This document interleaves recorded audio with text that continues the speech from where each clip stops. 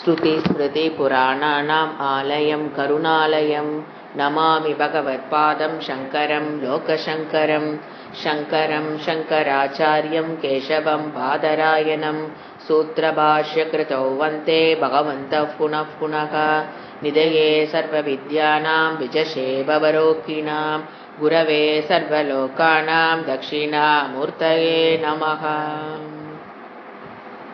ஓம் சகனா பவது சகனௌ புனக்து சக வீர்யங்கரவாவகை தேஜஸ்வினாவதீதமஸ்து மா வித்விஷாவகை. ஓம் சாந்தி சாந்தி சாந்தி. சாதன போதினி 12வது ஸ்லோகம். ஆதா பீஷஸ்ய பூஜா ஸ்யாத் விக்ரஹே ததனந்தரம் விஸ்வரூபஸ்ய விஸ்வஸ்மின் பூஜைஷாச்ச விசிஷ்யதே. இந்த ஸ்லோகத்தில் எப்படி வழிபாடு முறைகளுடைய கிரமத்தை சொல்றார். முதல்ல இஷ்ட தேவதையை ஒரு ரூபத்தில் வைத்து வழிபாடு ஆரம்பிக்கணும். அதுக்காக தான் இவ்வளவு கோயில்கள்னு பார்த்தோம். அதுக்கப்புறம் வேதாந்தத்துக்குள்ள வந்து இங்கிருப்பது அனைத்தும் விஸ்வம் அனைத்தும் அந்த இறைவனை தவிர்த்து வேறல்ல. அது போன கிளாஸ்ல பார்த்தோம். உபாதான காரணம் மெட்டீரியல் காசாக இறைவன் இருப்பதால் நீங்க எதை பார்த்தாலும் அது இறைவன் அப்படின்னு கண்டு வழிபடுதல். அது வேதாந்தத்துக்குள்ள வந்தா மட்டும்தான் புரியும். ஈஸ்வரன் வந்து சர்வஜ்ஞகா சர்வவித்து, அவர் எப்படி இருக்கிறாரு அப்படிங்கிறத புரிஞ்சுதான் அந்த விஷனுக்கு நம்ம வர முடியும். வேதாந்தத்துக்குள்ள வராம விஸ்வரூப தர்சனம் பண்ண முடியாது. வேதாந்தத்துக்குள்ள வர்ற வரைக்கும் நம்ம எப்படித்தான் பண்ணிட்டு இருக்க முடியும்? உருவ வழிபாடு தவறு இல்லை. அது ஃபர்ஸ்ட் ஸ்டேஜ். உருவத்தை வைத்து ஒரு உருவத்தில் மட்டும் இறைவனை எழுந்தருளி செய்து வழிபாடுகள் பூஜை செய்து நமக்கு வேணுங்கிறத கேட்டு நாம் பெறுகிறோம், தவறில்லை. அதிலிருந்து அடுத்த ஸ்டெப்பு இறைவனை எங்கும் வியாபித்திருக்கும் இறைவனாக காணுதல். இது 2வது ஸ்டெப்பு.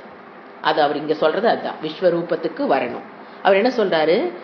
மற்ற வழிபாடுகளை விட இது சிறந்தது. நீ உருவத்தில் வழிபாடுலிருந்து வரை, அது உருவ வழிபாடு எத்தனையோ விதம் பண்றோம் நம்ம, அது எல்லாத்தையும் விட இங்க வந்து இறைவனாக உலகத்தை இறைவனாக காணுதல்ங்கிற அந்த வழிபாடு மிகவும் சிறந்தது. விசிஷ்யத்தைன்னு ஒரு வேர்டு போடுறார்.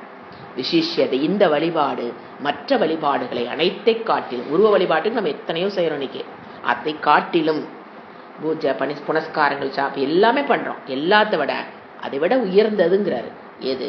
விஸ்வசிய, இறைவனை எங்கும் வியாபித்திருக்கும் இறைவனாக, உருவமே இல்லாத இறைவனாக அல்லது எல்லா உருவங்களையும் கொண்டவராக வழிபடுதல். அதுக்கு அடுத்த ஸ்டேஜ் இவங்க சொல்லல. வேதாந்தத்துல வரும்போது ஃபர்ஸ்ட் ஸ்டேஜ் இது. அதுக்கு அடுத்த ஸ்டேஜ் இறைவன் அரூபமானவர், இந்த உருவத்தை கடந்தவன் புரிஞ்சுக்கிறது. அது அடுத்த ஸ்டேஜ். அது நானாக இருக்கிறேங்கிறது ஃபைனல் ஸ்டேஜ். இவர் 2 மட்டும் இங்க சொல்லியிருக்காரு. இப்ப 2 மட்டும் புரிஞ்சுக்கலாம். முதல்ல உருவத்திலிருந்து உருவ வழிபாடு செய்யணும். அதிலிருந்து உலகமெங்கும் இறைவனாக இருக்கிறான் பார்க்கிற அந்த வழிபாட்டுக்கு வரணும்னு சொன்னார். இப்ப இனிமேல் வரப்போற ஸ்லோகங்கள்லாம் பார்த்தீங்கன்னா மெயின் சொல்ற சப்ஜெக்ட் இறைவனை எந்தெந்த ரூபத்தில் வழிபடலாம் அப்படிங்கிறதுல வேதாந்தத்துக்குள்ள வர்றவங்களுக்கு பயன்படக்கூடிய வழிபாடுகள். அதுல ஒண்ணு வந்து ஜபம். ஃபர்ஸ்ட் அவர் எடுத்துக்கிறது ஜபம். ஜபம்னா என்ன அப்படின்னா, ஒரு மந்திரத்தை, ஜபம்ங்கிறதுக்கு மந்திரம் உபனிஷத்துக்களே இறைவன் சொல்லியிருக்காரு. அந்த மந்திரத்தை எடுக்கணும். ஓம் நம சிவாய, ஓம் நமோ நாராயணாய, இந்த மாதிரி மந்திரங்கள். ஓம் நம சிவாய எங்க இருக்குது? ருத்ரத்தில் இருக்கு அந்த மந்திரம். அது மாதிரி ஓம் நமோ நாராயணாயங்கிற மந்திரம் எல்லாம் அங்க உபனிஷத்துக்கள் இருக்கு. அந்த இருக்கிற மந்திரங்களை எடுத்து வச்சு குருமுக்கேன ஒரு உபதேசத்தை கேட்டு, மந்திர உபதேசம்னு பேர், அதுக்கு பேர் மந்திர உபதேசம். அந்த ஒரு சப்தத்தை அவர் சொல்லி நம்ம காதுல கேட்டு, அதுக்கப்புறம் ஃபர்ஸ்ட் எப்படி ஆரம்பிக்கணும்னு பாத்தீங்கன்னா, ஒரு 108 தடவை சொல்லணும் அப்படின்னா அதுக்கு தான் 108 மணி மாலை கையில வச்சுக்கிட்டு சத்தமா ஓம் நம சிவ ஓம் ஓம் நமோ நாராயணாய சொல்லிட்டு அப்புறம் என்ன பண்ணுவோம்? அந்த ஒரு ருத்ராட்சமோ எது கையில் இருக்குதோ, துளசி மாலையோ, அதில் ஒன்றை தள்ளி விட்டுட்டு அடுத்துல வந்து நின்றுக்கணும். அப்படி ஒன்னொன்னா இது வந்து 108 கணக்கு வரக்காக அந்த மாதிரி சப்தமா சொல்லுது. உச்சைன்னு சொல்லுவோம். சப்தமா ஃபர்ஸ்ட் அப்படிதான் பழகணும். எடுத்தோன்னு மனசுக்குள்ள வராது. கையில் வச்சு ஒன்னொன்னா தள்ளிக்கிட்டே ஓம் நமோ நாராயணாய சொல்லிக்கிட்டே வருது. ஓம் நம சிவா அவங்கவுங்க இஷ்ட தேவதை ஏதோ அவங்க எடுத்துக்கலாம், தப்பில்லை. இந்த மாதிரி உச்சப்தமா சொல்லலாம் ஜபம். இதுக்கு பேர் மந்திர ஜபத்தை. எங்க இருக்கணும்? உபனிஷத்துக்களில் இருக்கிற மந்திரத்தை குருமுகேன காதுல கேட்டு அதுக்கப்புறம் தனியாக வந்து ப்ராக்டிஸ் பண்றது. சத்தமா சொல்லணும் ஃபர்ஸ்ட், அப்படிதான் செய்யணும். அதுக்கப்புறம் சவுண்டு கம்மியா, அதாவது சத்தமா சொன்னது போய் மனசு நமக்கு மட்டும் கேட்குற மாதிரி ஒரு சத்தம். வெளியில இருக்கும் யாருக்கு நீங்க என்ன பண்றீங்கன்னு தெரியாது, மொனங்கிற மாதிரி தான் இருக்கும். அந்த மாதிரி நமஸ்குள்ள சொல்லிக்கிறேன்.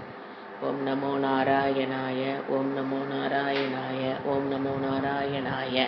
இந்த மாதிரி நமக்குள்ள முணுமுணுத்து கொண்டு சொல்லுது. இது செகண்ட். அதுக்கப்புறம் தான் அதை பழகிட்டு இங்க வரோம்.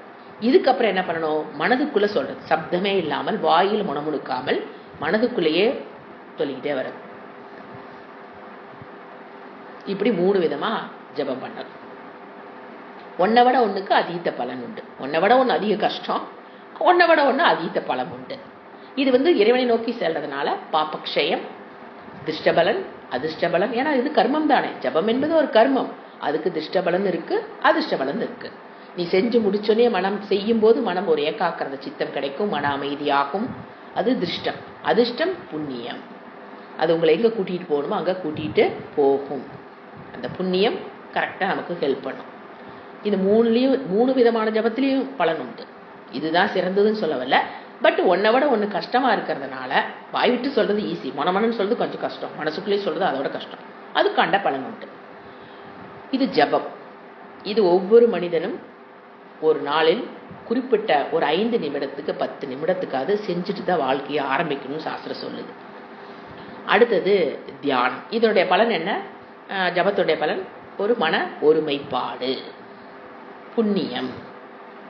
இது 2 பலன், ஒருமைப்பாடு கிடைக்கும். அதுக்கடுத்தது அவர் சொல்றது தியானம், மெடிடேஷன். மெடிடேஷன் அப்படின்னா என்னன்னா, மனதை ஒரே எண்ணத்தில் வைத்தல். நீங்க ஜபம் பண்ணும்போது பாத்தீங்கன்னா போயிட்டு வரும். ஓம் நமோ நாராய வாயில சொல்லுவீங்க, மனம் ஏதோ சிந்திச்சுட்டு இருக்கும். ஃபர்ஸ்ட் அந்த ஸ்டேஜ் தான் முடியும். அதனாலதான் ஜபம் பண்ணிட்டு எங்க வருவாங்க? தியானத்துக்கு வர முடியும். தியானத்துக்கு என்ன டெஃபினிஷன் பாத்தீங்கன்னா, சஜாத்திய எண்ணமா இருக்கணும், விஜாத்திய எண்ணம் வரக்கூடாதும்பாங்க. சஜாத்திய எண்ணங்கள் ஓடணும், தாட். விஜாத்திய எண்ணங்கள் வரக்கூடாது, எண்ணம். இப்போ வந்து என்ன எண்ணத்தை எடுத்துக்கலாம்? ஒரு தாட். நீங்க வந்து இப்போ இன்னைக்கு ஏகாதசனிக்கு போறீங்க, பெருமாள் கோயில்ல அலங்காரத்தோட பெருமாள் காட்சி அளிக்கிறாரு, பூதேவி லக்ஷ்மி சகித அவரோட நீங்க பாக்குறீங்க. அப்படிங்கும்போது மனசுல அது நல்லா பதிஞ்சிருச்சு அப்படின்னா அந்த எண்ணத்திலேயே மீண்டும் மீண்டும் முதல் தாட்டு அந்த பெருமாளுடைய கோலம், அழகான காட்சி. 2வது தாட் என்ன வரணும்? அதே பெருமாளுடைய காட்சி. 3வது எண்ணம் என்ன வரணும்? அதே பெருமாளுடைய காட்சி. மனம் அப்படி கம்முன்னு இருக்குன்னு நினைக்கிறீங்களா? வெளியில போகும், வேற ஏதாவது சிந்திக்கப்பா. கோயில்ல பேசினவங்க, கோயில்ல என்ன பிரசாதம் கொடுத்தாங்க அப்படி மனம் ஓடும். பிடிச்சிக்கிட்டு வந்து, ஏய் மனமே எங்க போற? பெருமாளை நினை, பெருமாளை நினை, பெருமாளை. அப்போ ஃபர்ஸ்ட் தாட், செகண்ட் தாட், 3வது தாட், 4வது தாட், 5வது தாட் வெளியில போகும். போறதெல்லாம் வந்துங்க பிரச்சனையே கிடையாது. அந்த மாதிரி மனம் போறது இறைவன் பண்ணு நமக்கு ஒரு அனுகிரகம். அப்படி மனம் போனா தான் எல்லா விஷயத்தையும் நம்மளால கிரகிச்சு வந்து நம்ம மனம் சொல்லும். அது மனதினுடைய தவறு கிடையாது. சங்கல்ப விகல்ப ஆத்மிகா மனக படைக்கப்பட்டது அது அப்படித்தான். மனம் வெளியில் போவது பிரச்சனை அல்ல. ஏன்னா உட்கார்ந்தோம் எல்லாரும் நினைக்கிறது, என்னடா அது நான் உட்கார்ந்த வெளியில போகுதே, அது வெளியில தான் போகும்.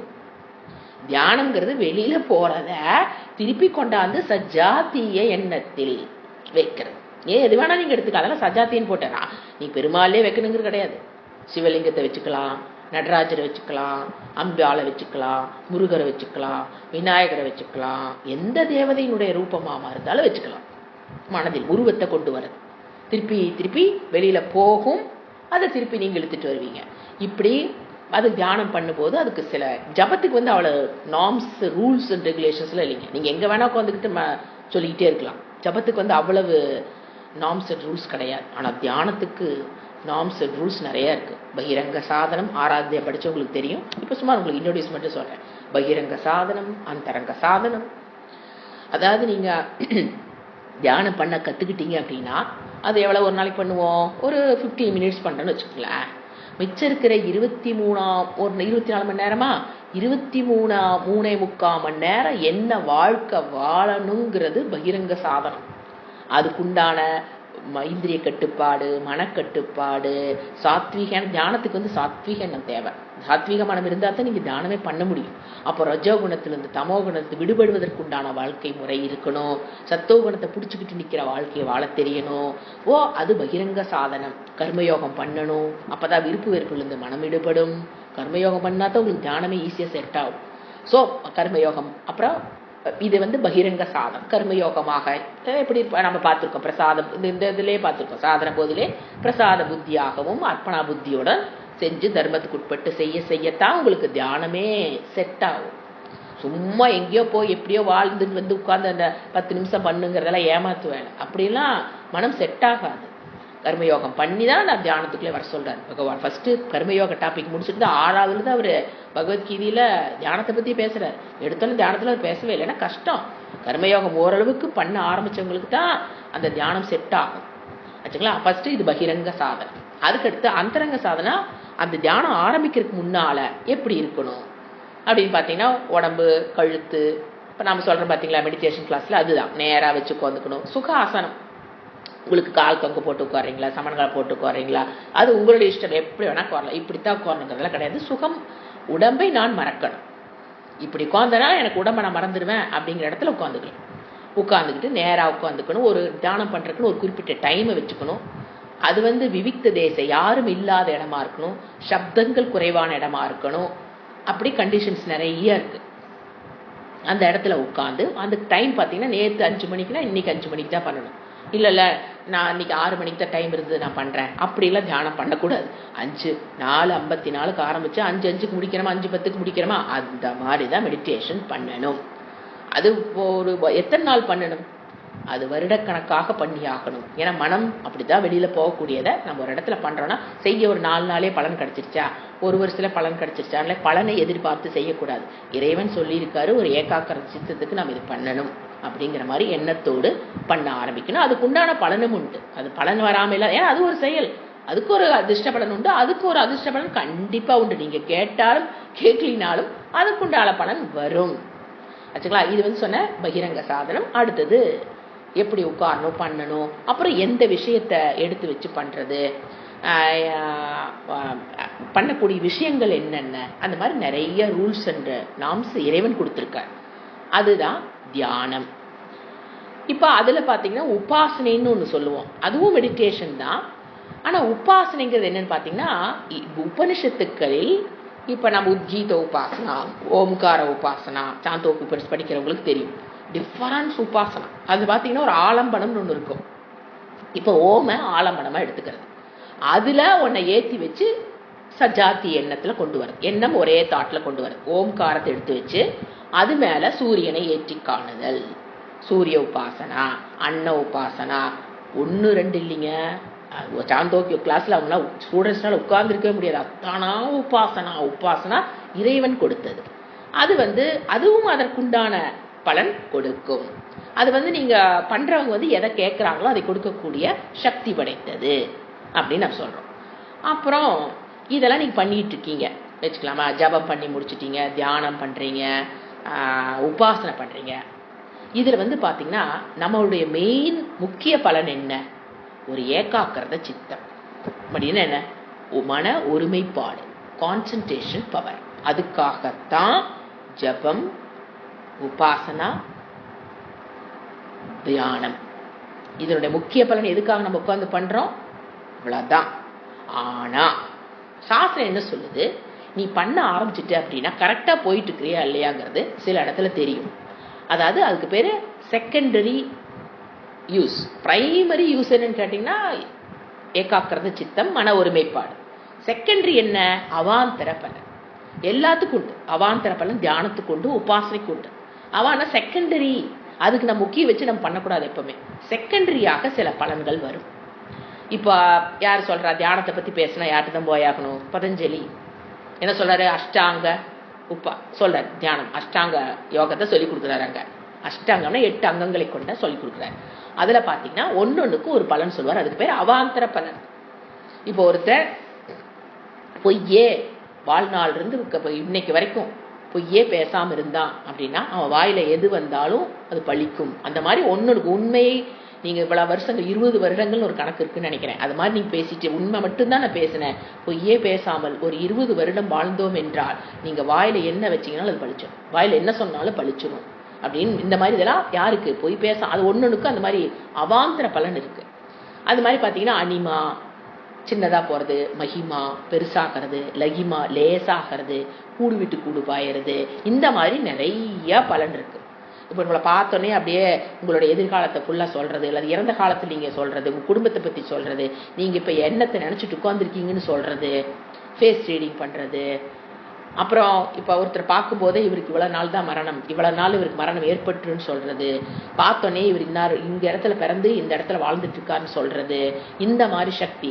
அப்புறம் தேவதைகளை இந்த உள்ள மனசுக்குள்ளே ஏற்றி அவங்க வாக்கு சொல்கிற மாதிரி சொல்கிறது, இதெல்லாம் பார்த்தீங்கன்னா ஒன்றா இந்த ஜென்மத்தில் அந்த உபாசனையோ மெடிடேஷனை பண்ணியிருப்பாங்க இல்லையா, போன ஜென்மத்தில் செஞ்சதுடைய சக்தி இந்த ஜென்மத்தில் கொஞ்சம் வெளிப்படாது. அந்த வாக்கு சொல்கிறது, இந்த மாதிரி விஷயங்கள் தேவதைகளை உள்ளே ஏற்றி வைக்கிறது, மனதில் வர வச்சு மனதில் ஏற்றி வச்சு தேவதையை பேச வைக்கிறது, இந்த மாதிரி எல்லாமே பதஞ்சலியில் சொல்கிறாரு.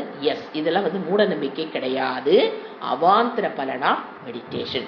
ஏன் இது எல்லாத்தையும் விட நான் சூப்பராக ஒன்று சொல்கிறேன் பாருங்க. அந்த காலத்தில் இங்கே உட்கார்ந்துக்கிட்டு கண்ணை மூடி உட்கார்ந்து மனதை மட்டும் பயன்படுத்தி சூரிய மண்டலத்தை கண்டுபிடிச்சு எழுதுனாங்களா இல்லையா? அதை விட இதெல்லாம் ஏற்றுமா இருக்கிற ஃபேஸ் ரீட் பண்ணுறதெல்லாம் சுச்சுப்பிங்கிற நான் இங்கே உட்காந்துக்கிட்டு அந்த தியானத்துடைய பலனின் காரணமாக ஔஷதங்களை கண்டுபிடிச்சாங்க, மருந்துகளை கண்டுபிடிச்சாங்க. அதாவது கண்ணுக்கு முன்னால் இருக்கிற செடியிலிருந்து மருந்து எடுத்தாங்கன்னு எடுத்துக்கலாம். கண்ணுக்கு தெரியாமல் பல கோடி மைல்களுக்கு அன்பால்னா இத்தனைக்கு 7 சூரிய மண்டலம் இருக்குன்னு சொல்லி வச்சிருக்காங்க. இன்னன்னைக்கு தான் சூரிய கிரகணம் வரும், இந்த அன்னைக்கு தான் எத்தனை பிரிஷ்டி முச்சூடும் எத்தனை தடவை சூரிய கிரகணம் வரும், எத்தனை தடவை சந்திர கிரகணம் வரும்ல எழுதி வச்சுட்டு போனாங்களே, அதில் ஒரு செகண்ட் கூட கணக்கு மாறாமல் இன்னைக்கு நம்ம பார்த்துட்டு இருக்கிறோமே. இதெல்லாம் சயின்டிஸ்டாக கண்டுபிடிச்சாங்க.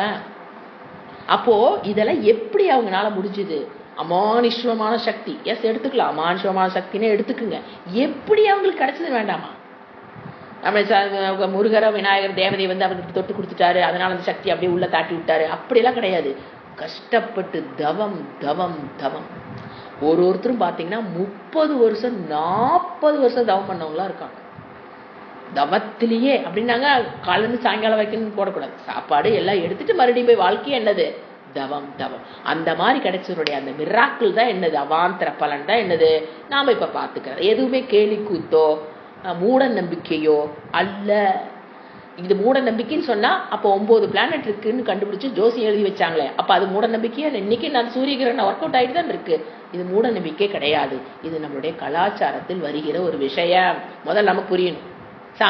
சாமி ஆடுறாங்க, இதெல்லாம் எல்லாமே என்ன இருக்கும் உள்ள, ஒரு ஏதோ ஒரு தவத்தினுடைய பலன் வாக்கு சொல்றதுல எல்லாமே இருக்கலாம். ஆனா அதை சாஸ்திரமே சொல்லுது, அதை வச்சு மணி மேக்கிங்கோ ஜனங்களை ஏமாத்துற வேலை செய்யக்கூடாது. அப்போ அவங்க அதனுடைய பலன் குறைஞ்சிக்கிட்டே வரும்னு சொல்லும்.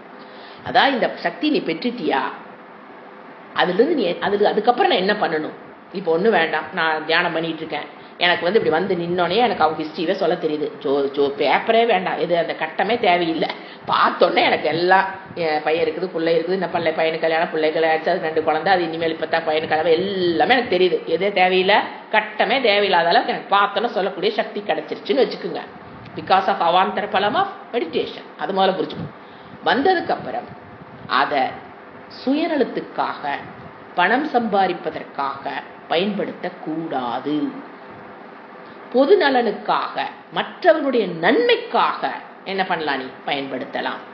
இல்லையா, இது எப்படி நீ எடுத்துக்கோ, நான் மெடிடேஷன்ல கரெக்டான பாதையில போயிட்டு இருக்கிறேன். ஆனா இன்னொன்னு புரிஞ்சுக்கணும், அவாந்தரம் பலன் வந்தா தான் நான் கரெக்டான பாதையில் போறேன்னுங்கிறது கிடையாது. அவாந்த பலன் வரலாம், மெடிடேஷன்ல வராமையும் போகலாம். அவாந்தர பலன் தான் டிசைட் பண்ணுது நீங்க தியானத்துல கரெக்டா போறங்கிறது கிடையாது. எல்லாத்துக்கும் அவாந்தர பலன் வரணுங்கிறது கிடையாது. நம்மளுடைய குறிக்கோள் அவாந்தர பலன் அல்ல. எண்ணெயாட்ட போயிட்டு நடக்கலை கொண்டு போயிட்டு நமக்கு திருப்பி வீட்டுக்கு வர்றது என்னதான் வரணும், புண்ணாக்குங்கிறது அவாந்தர பலன். அது கிடைக்கலாம், அது அங்கேயும் விட்டுட்டு வரலாம், அது வேற விஷயம். அது கிடைக்கும், கிடைக்காமையும் போகலாம். அதை பத்தி புண்ணாக்குக்கு மெயினாக நம்ம எதை தூக்கிட்டு போகக்கூடாது, நடக்கலை தூக்கிட்டு போகும்போது புண்ணாக்கு தூக்கிட்டு வரணும்னு போகக்கூடாது, எண்ணெயை கொண்டு வரணும். அந்த மாதிரி இது முக்கிய பலன். எது? ஏகாக்கிரத சித்தம். புரிஞ்சுங்களா? அடுத்தது இந்த மாதிரி இப்போ என்னென்ன பார்த்தோம்? ஜபம். இப்போ வரிசை இந்த ஸ்லோகங்கள் எல்லாம் அதான் போகுது. ஜபம்னு என்ன? தியானம்.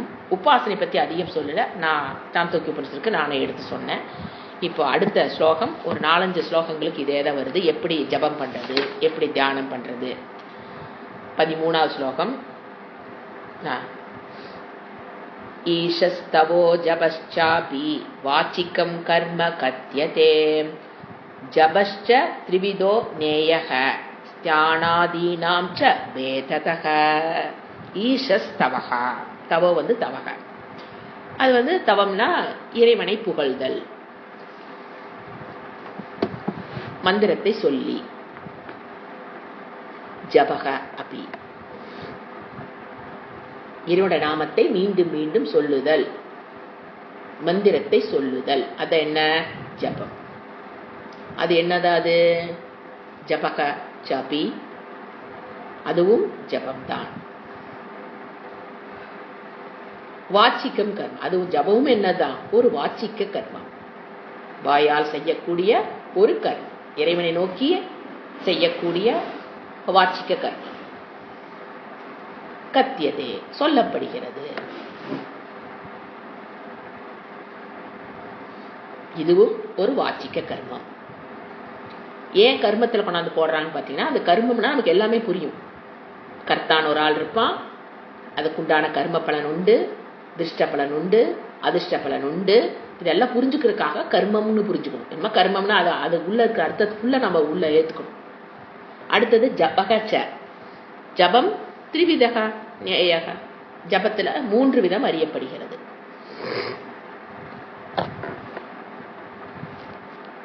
ஜபம் 3 விதம். எதை வச்சு 3 விதம்? எப்படி பிரிக்கிறாங்க? ஸ்தான ஆதீனாம் ச பேததக, பிளேஸ் ஆஃப் ஆரிஜின், எந்த இடத்துல நாம் அதை உச்சரிக்கிறோமோ அதை வச்சு.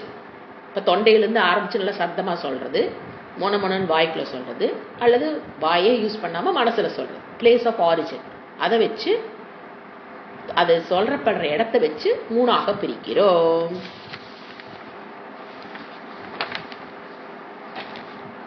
ஜபம்ங்கிறது ஒரு மானச கர்மம், வாச்சிக்க கர்மம். அது 3 வகையா பண்ணலாம். அடுத்தது 14.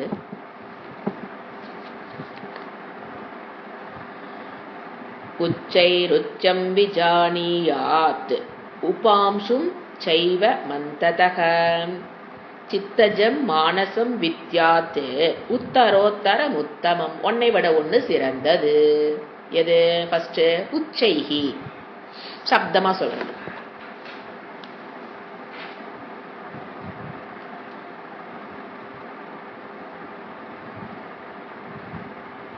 அடுத்து உச்சம், மெதுவாக சொல்றது. சரி, சப்தமாக உச்சம்னா சொல்லுதல். ஃபர்ஸ்ட் சப்தமாக சொல்லுதல் என்று விஜானியாம், அறிய வேண்டும். முதல் டைப் சப்தமாக சொல்லுதல் என்று அறிய வேண்டும். விஜானியாத், சப்தமாக சொல்லுதல் என்று அறிய வேண்டும். First type.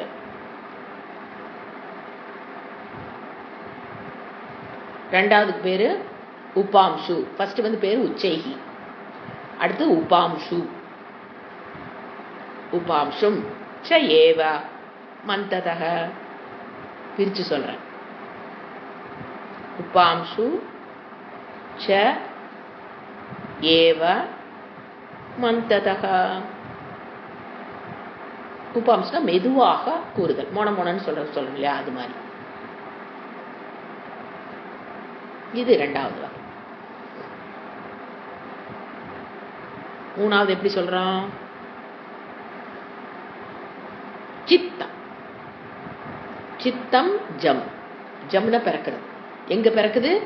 சித்தம் ஜம், மனதில் கூறுதல், மானசம் வித்யாத்து. 3வது எப்படி தெரிஞ்சுக்கணும்? சித்த ஜம், மானசம் வித்யாத்து, மனதில் கூறுதல் என்று அறிய வேண்டும். வித்யாத்துனா இதிலிருந்து என்ன தெரியுது? 3 வகையா இருக்குன்னு தெரியுது. ஒன்று உச்சம், சத்தமாக சொல்றது உச்சம், உபாம்சு, சித்தஜம். மனதில் கூறுதல், சப்தமாக கூறுதல், மெதுவாக கூறுதல், மனதில் கூறுதல். உத்தரோத்தரம் உத்தமம், ஒன்னை விட ஒன்று மேலானது.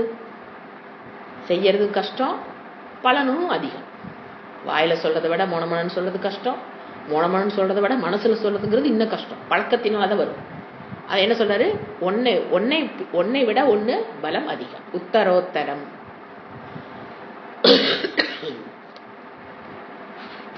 மேலானது, சக்தி வாய்ந்தது. ஒன்னை விட ஒன்று அதிகம், சக்தி வாய்ந்தது, மேலானது என்று வித்யாத்து, அறிவாயாக.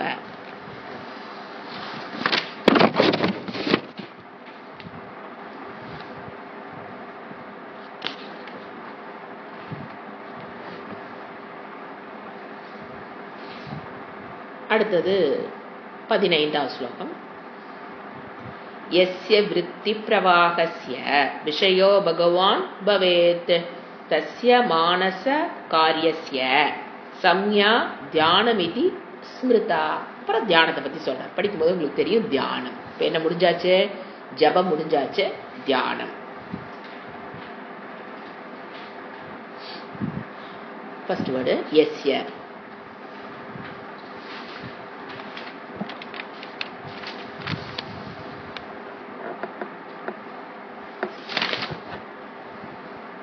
எந்த தியானம்னு என்ன சொன்ன? ஒரே எண்ண பிரவாகம், அது பேர் தியானம். ஒரு உருவத்தை எடுத்து வச்சு அந்த உருவத்திலேயே இருக்கிறது. எஸ்ய விருத்தி பிரவாகஸ்ய, என்ன ஓட்டத்தின். எஸ்யனா எந்த, விருத்தி பிரவாகஸ்யனா என்ன ஓட்டத்தின். பிரவாகம்னா ஓட்டம். நதி பிரவாகம்னா என்ன அர்த்தம்? நதியில ஓடுறது ஒரே ஓட்டம், நதி பிரவாகம். இது மாதிரி இங்க என்ன ஓட்டம். விஷயக அடுத்த வேர்டு.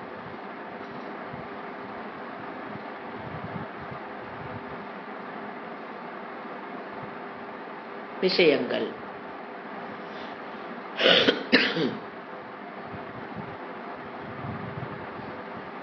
பகவான் பவேத், இறைவனாக இருக்கிறதோ, அதுதான் முக்கியம்.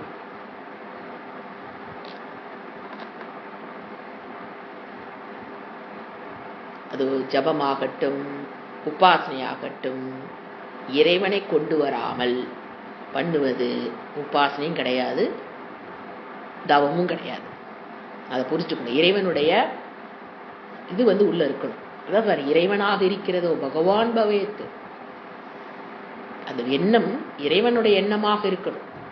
நான் ரெட் லைட்டையே நினைக்கிறேன், மஞ்சள் லைட்டையே நினைக்கிறேன், அந்த மாதிரி எல்லாம் இறைவன் சொல்லவே இல்லை. ஏன்னு பார்த்தீங்கன்னா இது புண்ணியத்தை கொடுக்கும். அப்புறம் அவருடைய உதவி இல்லாமல் நாம் இந்த மெடிடேஷனோ ஜபமோ பண்ணவும் முடியாது. அது ஒன்று இருக்கு பிரச்சனை. நம்மளுடைய ஓன் அகங்காரத்தில் நின்று பண்ணவும் முடியாது. அவன் அருளால் தான் அவன் தாள வணங்க முடியும். அப்போ அவர் நம்ம மெடிடேஷன் பண்றோம், அவரோட பேரை சொல்லும் போது அந்த செயலுக்கு அவரு அதோட அந்த அனுகிரகம் ஈஸியா கிடைக்கும். இறைவனுடைய அனுகிரகம் இல்லாமல் அணுவும் அசையாது. அணுவே அசையாதும் போது எப்படி எண்ணம் மட்டும் நமக்கு ஒரே எண்ணம் வரும்? அதனாலதான் என்ன சொல்றாரு? பகவான் பவேத். அவரே சொல்றாரு பகவான் பவேத். அடுத்தஸ்ய அந்த மானச காரியஸ்ய,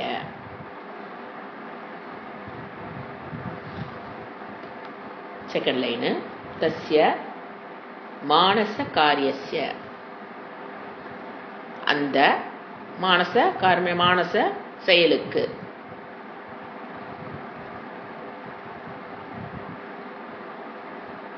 என்ன பெயர் வச்சிருக்காங்க? சம்யான பெயர். என்ன பேரு? தியானமிதி ஸ்மிருதா, தியானம்னு அறியப்படுகிறது என்ற பெயரில் அறியப்படி, சம்யான பெயர், நேம், தியானம் என்ற பெயரில் அறியப்படுகிறது. தியானம்ங்கிறது அறியப்படுகிறது, மனதில் செய்யக்கூடிய ஒரு மானச வியாபாரம் சொல்லுவோம். தியானம் என்பது மானச வியாபாரம். அடுத்தது இறைவனுடைய உருவத்தை ஒரே அதே எண்ணத்தில் வைத்திருத்தல் தியானம். அப்போ ஒரே எண்ணத்துக்கு வந்துருச்சுன்னா அது அல்டிமேட், அதுக்கு பேர் சமாதி. எடுத்தொன்ன தியான காலம் வேற, ஃபர்ஸ்ட் தேயம் தியானம் அப்புறம்தான் சமாதின்னு பேர். பதஞ்சலி என்ன சொல்லுவார், ஃபர்ஸ்ட் தாரணம், தேய விஷயத்த ஃபர்ஸ்ட் தாரணம் அப்புறம் தியானம் பேர், அப்புறம் தான் சமாதி உனக்கு கிடைக்கும் அப்படின்னு. என்ன ஃபர்ஸ்ட் தாரணம்னாங்க. இப்போ மனம்ங்கிறது எப்படி இருக்குது, அடுத்த எண்ணம் என்னங்கிறது நம்ம கண்ட்ரோலே கிடையாது. இப்போ நமக்கு உட்காந்துருக்குறோம் அப்படின்னா அடுத்த எண்ணம் எது வேணா வந்துடும், அந்த கண்ட்ரோல் தான். ஃபர்ஸ்ட் போய் அந்த எண்ணத்தை போய் பிடிக்கிறது, அதுக்கு பேர் தாரணம்னு பேர். அது எண்ணத்தை போய் பிடிக்க, நீ உன்னிடத்துக்கு உன் இஷ்டத்துக்கு போகாத மனமே என் கண்ட்ரோலுக்கு வான அந்த மனசை போய் பிடிக்கிறது. ரோட்டில் ஓடுற குழந்தைய போய் பிடிச்சிட்டு வர மாதிரி பிடிச்சிட்டுன்னு வச்சுக்கலாம். அந்த குழந்தைய இக்கத்தில் வச்சிருக்குங்கிறது அதை விட கஷ்டம். போய் பிடிக்கிறது ஃபர்ஸ்ட் தாரணம். அது மாதிரி எண்ணத்தை பிடிக்கிறது, அப்புறம் பிடிச்சிட்டு ஒரு இடத்துல நாம எந்த இடத்துல செலுத்துறோமோ அங்க செலுத்தணும். அதுதான் தியானமே. இப்போ அது செய்யும் போது மனம் என்ன ஆகும், வெளியில போகும், திருப்பி திருப்பி இழுத்து பிடிச்சிட்டு வர பாத்தீங்களா, அதுக்கு பேர் தான் தியானம். இப்போ நீங்க ரெகுலரா பண்ண பண்ண பண்ண அது சில பேர்த்துக்கு பல வருடங்கள் ஆகலாம். பல வருடங்கிறது அவங்கவுங்க மனதுடைய இது பொறுத்தது. அதுக்கப்புறம் பாத்தீங்கன்னா வெளியிலே போகாது. அப்போ அதுக்கு அதுலதான் அது பேர் சமாதின்னு சொல்லுவோம். ஏன்னா சமாதிங்கிற வேர்டு சமூகத்தில் ரொம்ப கன்ஃபியூஸ் ஆயிருக்கு. அவர் சமாதி அடைந்தாருங்கிறது அது வேற விஷயம். தியானத்தில் சமாதி, பதஞ்சலி சொல்ற வேர்டு சமாதிக்கு என்ன அர்த்தம், இறைவனை காணுதல் சில பேர் சொல்றாங்க. அப்படியெல்லாம் கிடையாது. அபாந்தர பலனாக உங்களுக்கு தேவதை காட்சி தரலாங்க, அதையும் புரிஞ்சுக்கணும். நாம தியானத்தை நீ வெகு நாள் பண்ணும்போது நீ உங்களுக்கு இஷ்ட தேவதை என்ன பண்ணலாம், உங்களுக்கு காட்சி தரலாம். இங்க அவர் அதெல்லாம் சொல்லல. முக்கிய பலன் தியானத்தை பத்தி பார்க்கும்போது உங்களுக்கு அந்த எண்ண பிரவாகம் என்ன ஆகும், தியானம் பல வருடங்கள் செய்ததுக்கு பிறகு சமாதி நிலையை அவன் அடைஞ்சிட்டான்னு என்ன அர்த்தம்னா, உட்கார்ந்து ஒரு ரூபத்துல கவனத்தை வைக்கிறோம். ஒரு 5 செகண்டுக்கு 5 நிமிஷத்துக்கோ அல்லது 5 நிமிஷம் அது ஒரு 10 நிமிஷத்துக்கோ, அதெல்லாம் ரொம்ப உயர்ந்த நிலை. ஒரு 3 நிமிஷத்துக்கு வரதே ரொம்ப கஷ்டம். அது வரைக்கும் வெறும் தியானம் செய்பவன் நான்கிற எண்ணமோ, தியானம்ங்கிற செயல் நடைபெற்று கொண்டிருக்குங்கிற எண்ணமோ நம்ம விட்டு போயிடும்.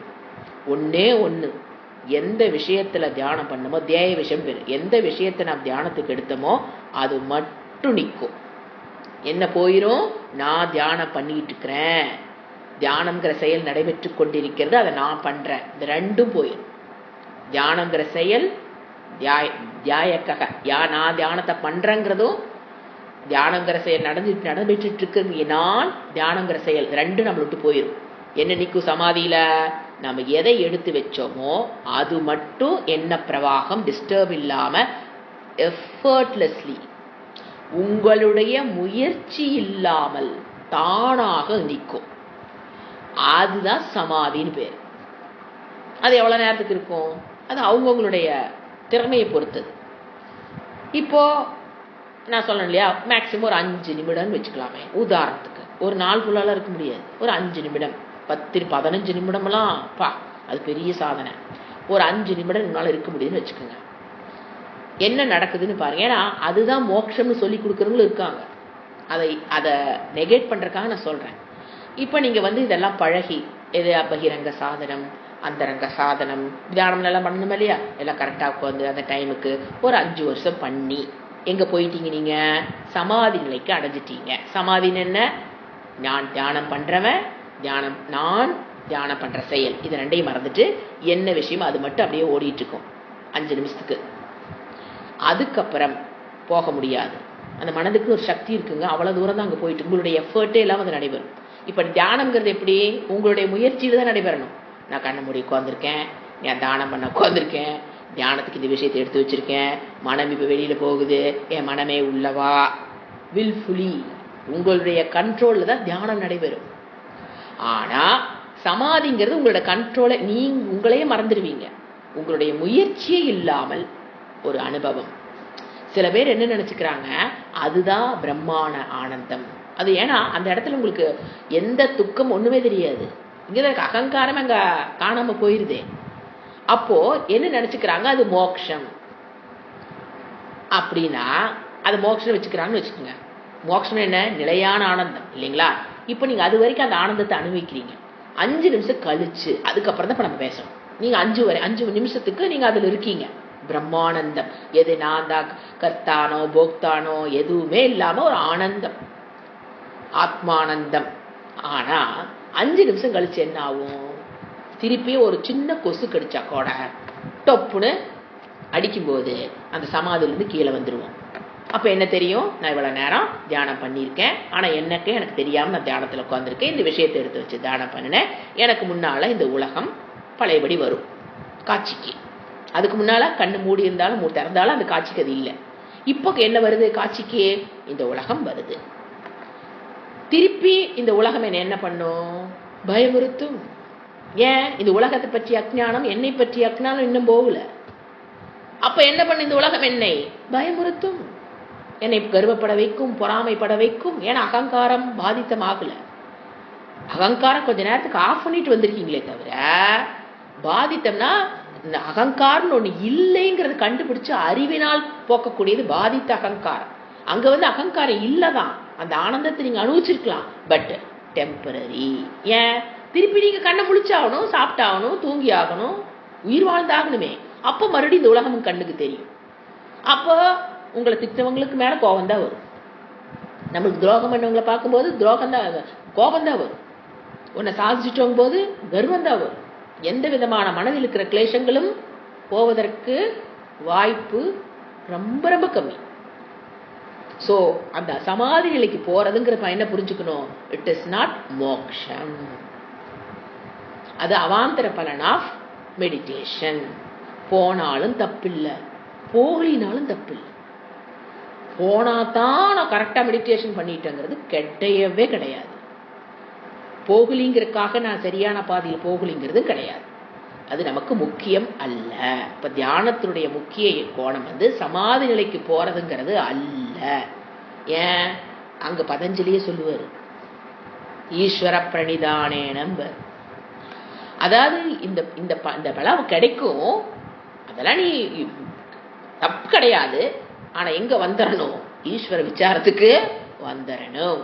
இதுலயே ஏன்னா சில பேர் அந்த அவாந்தர பலன் கிடைச்சோன்னே அப்படியே போயிடுறது. அதுலயே என் மெடிடேஷன் பண்ணாம நல்லா இருக்க வேதாந்த வகுப்புக்கும் அந்த நம்பிக்கை சொல்லியிருக்காங்களே, அங்க எல்லாம் போனாங்க மெடிடேஷன் சொல்லி தருவாங்க, சொல்லி கொடுத்தா எவ்வளவு சூப்பரா மனம் இருக்கு தெரியுங்களா? அவ்வளவுதான். இது இங்கெல்லாம் உட்காந்தா நீங்க சொல்றது புரிய மாட்டேங்குது, ஞாபகத்தை கொண்டு வர முடிய மாட்டேங்குது. அதெல்லாம் அங்கெல்லாம் நல்லா இருக்கு. அதனுடைய போறது தப்புன்னு நான் சொல்லல. மனதை அடக்கி சமாதிக்கு போறதுக்காக நம்ம ஜென்மம் எடுக்கல. நம்ம இறைவன் என்ன வேண்டி வாங்கிட்டு வந்தோம்? சமாதியில தியானத்தை கத்துக்கிட்டு, நான் மெடிடேஷன் கத்துக்கிட்டு, நான் சமாதி நிலைக்கு போறக்காக இந்த பிறவி அல்ல. நிறைய பேர் அதான் பிறவின்னு நினைச்சிட்டு இருக்காங்க. ஏன்னா சமாதிங்கிறது அவ்வளவு சீக்கிரம் கிடைக்காதுங்க, சாதாரணமா கிடைக்காது. வருடக்கணக்காக தவம் தவம் தவம் பண்ணுனா அந்த உச்சத்துக்கு போலாம். போனாலும் வெளியில வந்துதான் ஆகணும். இந்த ஜென்மத்திலே ஜீவன் முக்தி இஸ் நாட் பாசிபிள். சமாதி போயிட்டு வந்ததுனால ஜீவன் முக்தி இஸ் நாட் பாசிபிள். எப்போது? இந்த உலகத்தில், இந்த சரீரத்தில் இப்பொழுது வாழ்ந்து கொண்டிருக்கும் பொழுதே ஆனந்த பிராப்தி துக்க நிவர்த்திங்கிறது பெர்மனன்ட் கிடையாது, டெம்பரரியா போயிட்டு வரும். ஜீவன் முக்தி இல்லைங்க போது விதேக முக்தி எங்க கிடைக்க போகுது? சோ வேதாந்தங்கிறது மறுஜென்மம், மரணமிலா பெருவாழ்வை கொடுக்கக்கூடிய சக்தி படைத்தது வேதாந்தம். தவம்ங்கிறது அதற்குண்டான சக்தி, அதை புரிந்து கொள்வதற்குண்டான சக்தியை கொடுக்கக்கூடியது. வேண்டான்னு சொல்லல, அதனோட லிமிட்டேஷன் என்னன்னு புரிஞ்சுக்கணும். அதுதான் அவர் சொல்றாரு, விருத்தி பிரவாகம். அடுத்தது ஒரே எண்ணத்தில் இருப்பது தியானம். ஸ்லோகம் 16 என்ன?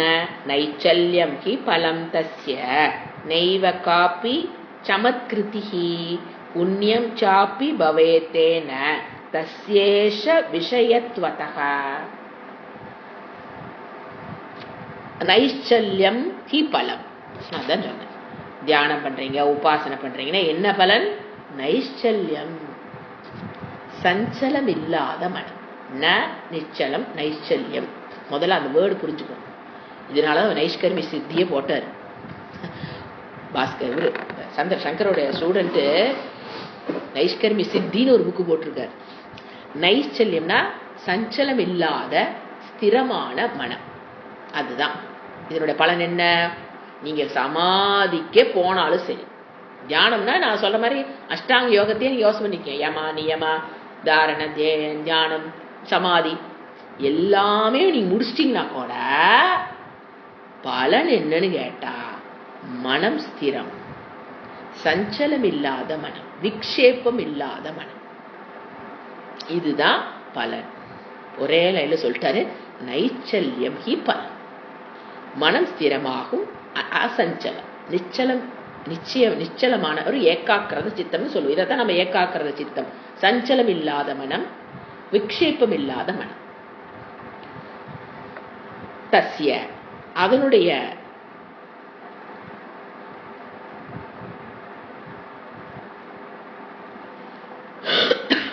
ந ஏவ காப்பி சமத்கிருதி. சமத்கிருதி ந ஏவ காப்பி. காப்பினா எப்போ எதுவுமே ந சமத்து. இதெல்லாம் ஒரு பெரிய மிராக்கிளே இல்லைன்ட்டார். உண்மையில் ஏவக்காரம் போடுறதுல உண்மையில் எதுவும் இங்க என்ன கிடையாது. சமத்துனா மிராக்கிள், அதிசயம், கிடைக்க கிடையாத, இதெல்லாம் ஒரு அதிசயம் கிடையாது. அதுல கிடைக்கக்கூடிய அவாந்தர பலத்தில நம்ம என்ன பண்ணிடக்கூடாது, ஒரு பெரிய மிராக்கிளே அல்ல. புண்ணியம் சாப்பி என்ன இருக்குது, பவேத்து. நீ பண்றதுனால உங்களுக்கு என்ன கிடைக்கும், புண்ணியம். தியானம் பண்றதுனால நீங்க அதனுடைய எந்த நிலைக்கு போனாலும் கண்டிப்பா என்ன உண்டு, ஏன் மானச கர்மம், கர்மம் அதற்குண்டான பலனை கொண்டு வந்து கொடுக்கும். ஏன் இது புண்ணியம், ஏன் பாப்பம் இல்ல, இறைவனை பற்றி சிந்திக்கிற செயல் எப்படி பாபத்தை கொண்டு கொடுக்கும், புண்ணியம். புண்ணியம் சாப்பி பவேத்து தேன. தேனா இதிலிருந்து, தியானத்திலிருந்து என்ன கிடைக்குது, புண்ணியம். ஏன் புண்ணியம், காரணம் சொல்ற. தஸ்ய அந்த செயலு ஈஷ விஷயத்துவதக, இறைவனோடு சம்பந்தப்பட்டதால் அது என்ன கொடுக்கும், புண்ணியத்தை கொடுக்கும்.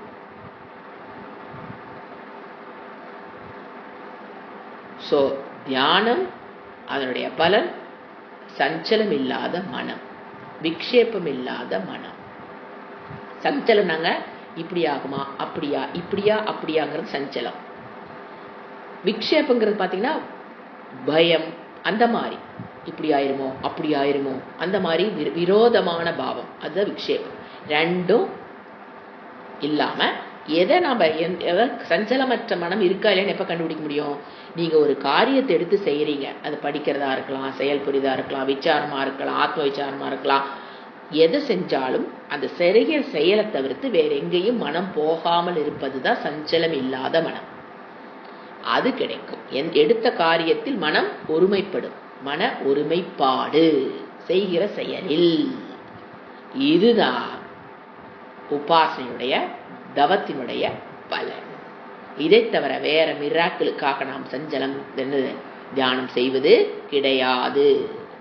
ஆனா வருங்கிறார் பதஞ்சலி, வரும், வரலாம், வராமையும் போகலாம், வரணுங்கிற அவசியம் கிடையாது. வேற மிராக்கள் அமானுஷமான சக்தி கிடைக்கணுங்கிற அவசியம் கிடையாது. எனக்கு கிடைச்சதுன்னு வச்சுக்கல, நிறைய பேர் தடமாறி போயிடுவாங்க. இப்ப வேதாந்தம் படிக்கலான்னு வர்றோம், நாம ரெகுலரா மெடிடேஷன் பண்றோம். அப்ப நம்ம கால் வச்ச இடமெல்லாம் பூ பூக்குதுன்னு வச்சுக்கோங்களேன். எங்க ஏதாவது நம்ம என்ன சொன்னாலும் அதில் நடக்கிற மாதிரி எல்லாம் நடக்கலாம். நான் வாய் வச்சா எல்லாமே நான் இவங்க ஆரம்பிங்க நல்லா இருக்குது தொழில் அப்படின்னு நம்ம சொல்லியிருப்போம். அது வாட்டுக்கு ஓகோன்னு ஓடி இருக்கு. அவங்க நினைச்சுக்குவாங்க அப்ப நமக்குள்ள என்ன தெரியும், ஓ நம்ம தியானம் நம்ம சக்திகளை பெறுகிறோம். அதெல்லாம் மிராக்கிள் கிடையாது. இட் இஸ் நாட் என்னது, சமத்து கிடையாது. நம்ம தமிழ்ல இந்த வேர்டு சொல்லும் பார்த்தீங்களா, சமத்து. அதேதான் இங்கே மீடி. பெருசா சமத்துன்னு நினைச்சுக்காத, நம்மளுடைய வேலை அது இல்லை. நமக்கு என்ன வேணும், ஏகாக்கிர சித்தத்துக்காக பண்ணணும் சில சாமர்த்தியங்கள். சமத்துனா சில சாமர்த்தியங்கள். சமத்து அப்படின்னு என்ன அர்த்தங்க, சில சாமர்த்தியங்களை கொண்டவன சமத்துவோம். ரொம்ப சமத்து அப்படின்னு என்ன அர்த்தம், சில சாமர்த்தியங்கள் உள்ள இருக்கு. அதனால அதுக்கு நமக்கு தவத்தினுடைய குறிக்கோள் அது அல்ல. அது ஒரு பெரிய மிராக்கிள் கிடையாது. அடுத்தது 17 ஸ்லோகம்.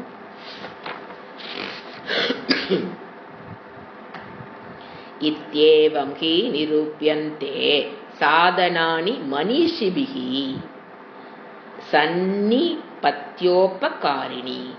தானி ஞாத்தஸ்ய சித்தயே. அழகா சொல்றாரு. இதி ஏவம் எப்படி பிரிக்கணும்? இத்யேவம் இதி ஏவம் ஹி. உண்மையில், ஹீனா உண்மையில், ஏவம்னா இது, இதுனா இப்படியாக, உண்மையில் இது இப்படியாக, இதுனா இப்படியாக அப்படின்னா கன்க்ளூஷன் பண்றாரு. எது எப்படியாக? கர்மயோகம், உபாசனா யோகம் ரெண்டும் தான் பேசியிருக்காரு அவர். கர்மயோகத்தை பத்தி ஃபர்ஸ்ட் பேசினாரு, அப்புறம் கடைசி இருக்க 4-5 ஸ்லோகத்துல உபாசனை மெடிடேஷனை பத்தி பேசினாரா. இந்த 2 யோகமும் உண்மையில் இது இப்படியாக நிரூபியந்தே விளக்கப்படுகிறது. 2 பத்தி தெளிவான அறிவு நமக்கு ஏற்படணுங்கிறத, இது வேதாந்த வகுப்புக்கு வந்தவங்களுக்கு அஸ்திவாரம். கர்மயோகம்னா என்ன, அதனோட அது கர்மத்தில் என்ன ஆட்டிடியூட்ல பண்றோம், அதனுடைய பலன் என்ன. ராக துவேஷத்திலிருந்து விடுபட்ட மனம், அவ்வளவுதான் கர்மயோகம். அது நீங்க அர்ப்பணா புத்தியோட பண்றீங்க, பிரசாத புத்தியோட பண்றீங்க, தர்மத்துக்கு உட்பட்டு பண்றீங்க, அதோட அதை நிறுத்திக்கணும். அதுக்கு அடுத்தது இப்ப நாம இங்க வந்தோம் மெடிடேஷன். அது எப்படி பண்றது, அதனுடைய பலன் என்ன? நைச்சல்யம் மனக, அவ்வளவுதான் அதனுடைய பலன். சஞ்சலம் இல்லாத, விக்ஷேபம் இல்லாத, எடுத்த காரியத்தில் கவனத்தை வைக்கக்கூடிய சக்தி மனம் பெறும். நிரூபியந்தே. இவ்வளவு நேரம் என்ன பண்ணிட்டாரு ஆசிரியர் சொல்றாரு, உங்களுக்கு என்ன பண்ணிட்டு நானு நிரூபியந்தனா ஐ ஹவ் ப்ரூவ்ட், விளக்கி விட்டேன்கிறார். ஏன்னா நிரூபியந்தே, எஸ் விளக்கப்படுகிறது, விளக்கிட்டேன், அது விளக்கப்படுகிறது. ஏன்னா நிரூபியந்தே ஏன் விளக்கப்படுகிறதுன்னு எழுதணும், விளக்கினேன்னு சொல்லக்கூடாது, ஏன்னா பாசிவ் ஆயிடுது. அப்ப விளக்கப்படுகிறது அப்படின்னா சாஸ்திரத்துல சொன்னதை நான் சொல்றேங்கிறதுக்காக என்ன போடுறாரு, பாசிவ் வாய்ஸ்ல போடுறாரு. நான் சொன்னேன்னு சொல்லவே இல்லை ஆசிரியர். அதனால நிரூபியந்தே, தே ஈத்தே அந்தே, அது பாருங்க நாங்கள், நீங்க ஒன்னா திங்க் பண்ண போயிட்டே இருக்கலாம். தே ஈத்தே அந்தே அப்படின்னா என்ன, தீத்தா காந்தி மாதிரி ஆத்மனை பதத்துக்கு தே ஈத்தே அந்தே வரும். அந்தேனா ஃபர்ஸ்ட் பர்சன் ப்ளூரல், நான்கிறதும் போடல, நாங்கள்ங்கிறாரு. அப்போ நாங்கள் அப்படிங்கும்போது ஏன் குருமார்கள் சொல்லி கொடுத்ததை நான் சொல்றேன், அவர்களும் பாருங்க தாங்களா சொல்லல, எங்கிருந்து சொல்றாங்க பாசிவ் வாய்ஸ். சாஸ்திரத்தில் சொல்லப்பட்ட விஷயத்தை என் குருமார்கள் சொன்னதை நான் இப்ப சொல்றேன் அப்படிங்கிற அர்த்தத்தை தான் என்ன வருது, நிரூபியந்தே. சாதனானி, இதெல்லாம் என்னது, உபாசனையும் சரி, கர்மயோகமும் சரி, சாதனம் புரிஞ்சுக்கும். மீன்ஸ் சாதனானி மனிஷிபிகி. இந்த இடத்துல மனிஷினா ஞானின்னு எடுத்துக்கலாம், வைஸ் பீப்புள் எடுத்துக்கலாம், சாஸ்திரஜ்ஞன்னு எடுத்துக்கலாம். சாஸ்திரத்தை கற்றவர்கள் கூறுகிறார்கள், நான் சொல்லிட்டு சாஸ்திரத்தை கற்றவர்கள் கூறுகிறார்கள். உருப்படியா ஒரு குரு கிட்ட படிச்சவங்க சொல்றாங்க. சாஸ்திரத்தை கற்றவங்கனால அதுல பல தர்சனங்கள் இருக்கே இல்லைங்களா. சோ உருப்படியான குரு கிட்ட படிச்சவங்க, உருப்படியா உள்ளதை உள்ளபடி தெரிஞ்சுக்கிட்டவங்க தான் மனிஷிபிகி. அவங்க என்ன சொல்றாங்க, இதெல்லாமே என்னது, சாதனானி. எது 2 சாதனம் மீன்ஸ் கர்மயோகம், உபாசனா மெடிடேஷன், ரெண்டும் சாதனம். இட் இஸ் நாட் சாத்தியம்.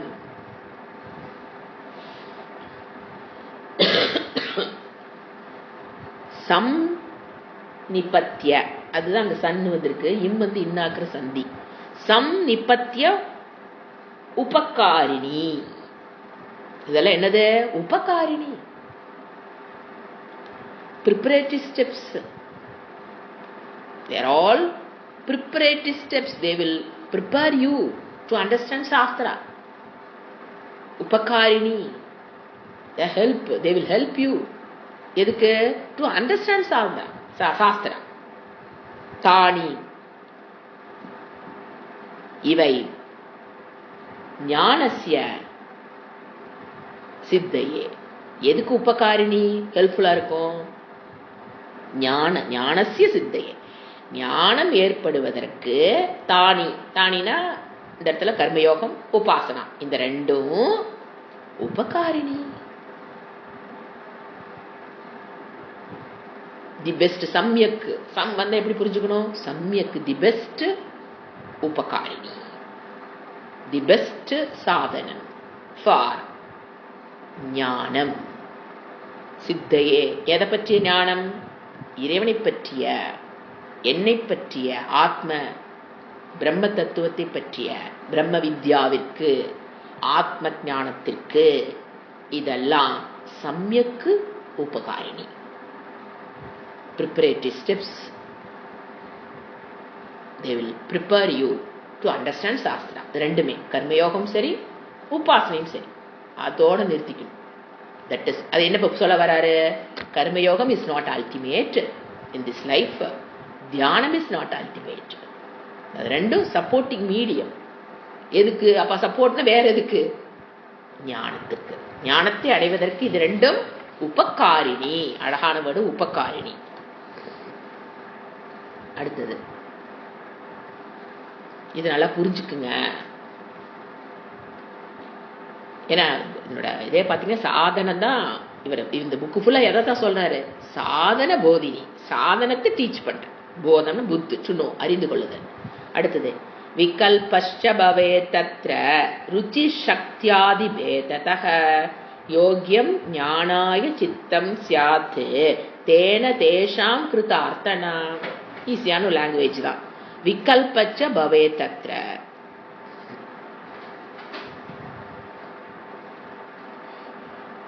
விகல்பனா இங்கு வேறுபாடு இருக்கிறது. விகல்பம் இருக்குன்னு என்ன அர்த்தம்? வேறுபாடுகள். தத்ரனா இங்கு, பவேத்னா இருக்கிறது.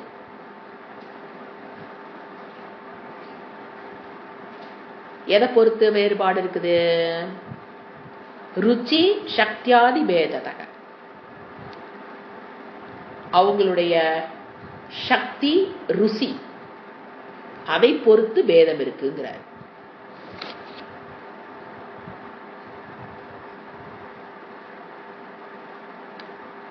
சக்தி ருச்சி, டேஸ்ட் கெப்பாசிட்டி. ருச்சினா டேஸ்ட், சக்தினா capacity. Depends upon taste and capacity, there are differences. எதுல? யோக்யம் ஞானாய,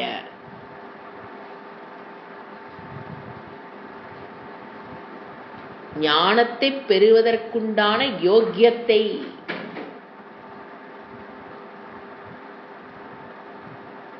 பெறுவதில்.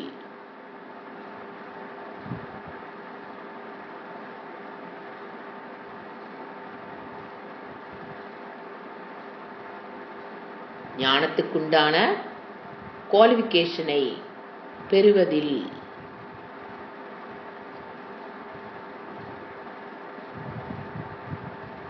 அடுத்த வேர்டு ஏன தேஷாம் கிருதார்த்தா.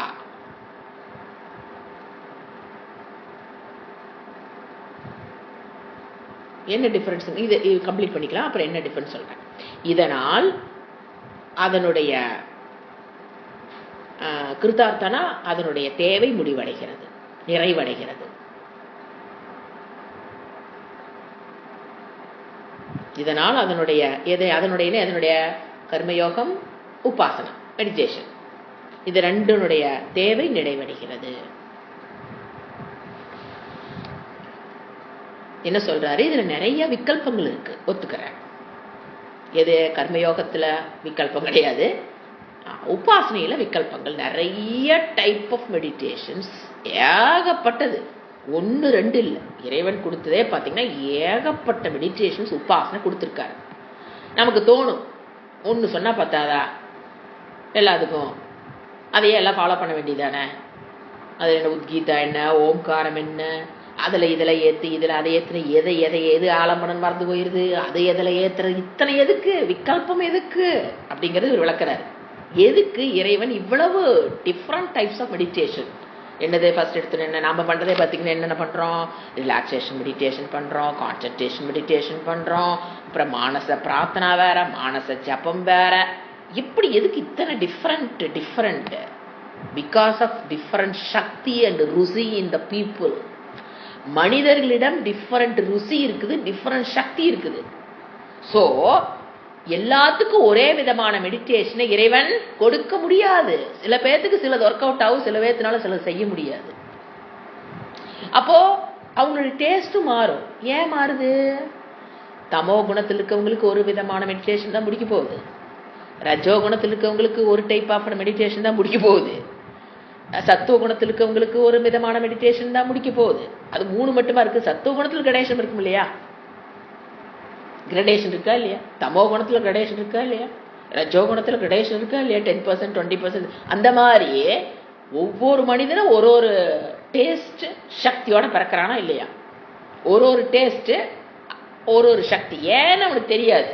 ஆனா பிறக்கும் போதே எப்படித்தான் பிறக்கிறான்? டிஃபரெண்ட் டேஸ்ட் அண்ட் சக்தி. பூர்வ ஜென்மத்து பிராரப்தம் வேற, புண்ணியம் வேற, பாப்பம் இது வேற ஒரு பக்கம் அவனை இழுத்துக்கிட்டு போயிட்டு இருக்குது. இப்படி ஜனங்க போயிட்டு இருக்கும் போது ஒரே ஒரு மெடிடேஷன், ஒரே ஒரு வழிபாடு முறை சமுதாயத்திற்கு ஒத்து வராது. நாம ஆனா தப்பா புரிஞ்சு வச்சிருக்கோம். மற்ற ரிலிஜன்ஸ் நம்மள சொல்லும் போது நமக்கு பதில் தெரியுது இல்ல. எதுக்கு உங்களுக்கு இத்தனை சாமி, எதுக்கு இத்தனை வழிபாடு? அதானே அப்படி நாமளே யோசனை ஆரம்பிச்சிடறோம். என்ன பதில்? இத்தனை வேறுபாடுகளோடு மனிதன் ருசியோடும் சக்தியோடும் ஒரு குழந்தை மனிதர்கள் பிறக்கிறார்கள். Different taste, different shakti because of different prarabdha, different gunas. அப்ப அத்தனை வகையா மனிதன் பிறக்கும் போது அவனுக்கு ஒரே இறைவன், ஒரே வழிபாடு எப்படி ஒர்க் அவுட் ஆகும்? திருப்பி நாம சொல்ல தெரியணும், உங்க மெத்தடு ஒர்க் அவுட் ஆகாது, எங்களுதுதான் ஒர்க் அவுட் ஆகும் ஃபார் ஆல் ஹியூமனிட்டி. இந்த பேசிக் புரிஞ்சுக்கணும். எதுக்கு இத்தனை வழிபாடுகள்? எதுக்கு தியானத்தை எடுங்க. ஒரு தியானம் பத்தாதான். ஒரு நாமத்தை சொல்லி உட்கார், டேஸ்ட் மாறுது. ஒருத்தருக்கு அது பிடிக்காது, ஒருத்தருக்கு அது பிடிக்கும். அதனாலதான் என்ன சொல்றவரு, டிஃபரண்ட் விகல்பம். மெடிடேஷனா இருந்தாலும் சரி, வழிபாடுகள், பூஜை, புனஸ்காரங்கள் எல்லாமே மாறுபட்டுத்தான் அமையும். ஏன்னா பிறக்கிற மனிதன் ஒரே மாதிரி, எந்த நாட்டிலும் ஒரே மாதிரி மனிதர்கள், எந்த ரிலிஜன்லையும் ஒரே. நீங்க கிறிஸ்டியன் எடுத்தீங்கன்னா அங்க என்ன இருப்பாங்க? ரஜோகுணம், தமோ குணம் இருப்பாங்க. எப்படி ஒரு வழிபாடு ஒர்க் அவுட் ஆகும்? முஸ்லீம் எடுத்தீங்கன்னாலும் அங்க என்னதான் இருப்பாங்க? ரஜோகுணம், தமோ குணம் எல்லாமே இருப்பாங்க. எப்படி ஒரு வழிபாடு ஒர்க் அவுட் ஆகும்? அது ஒர்க் அவுட் லாஜிக்கா ஆகாதுன்னு புரிஞ்சுக்குங்க. நம்ம மதத்துலதான் எல்லாத்தையும் பிறக்கும் போது என்னென்ன உனக்கு எது வேணுமோ நீ ஃபாலோ பண்ணிக்கோ. உனக்கு எது பிடிக்குதோ, உன்னோட சக்திக்கு எது, அது வேற ஒண்ணு இருக்கே, சக்தின்னு ஒண்ணு இருக்கே, கெப்பாசிட்டி. உனக்கு சக்திக்கு எது முடியுதோ ஏத்துக்கோ. ஆனா எல்லாமே என்னதான் ஓகே. ஓம் சாந்தி சாந்தி சாந்தி. ஹரி ஓம் ஸ்ரீ குருப்யோ நமஹ. ஹரி ஓம்.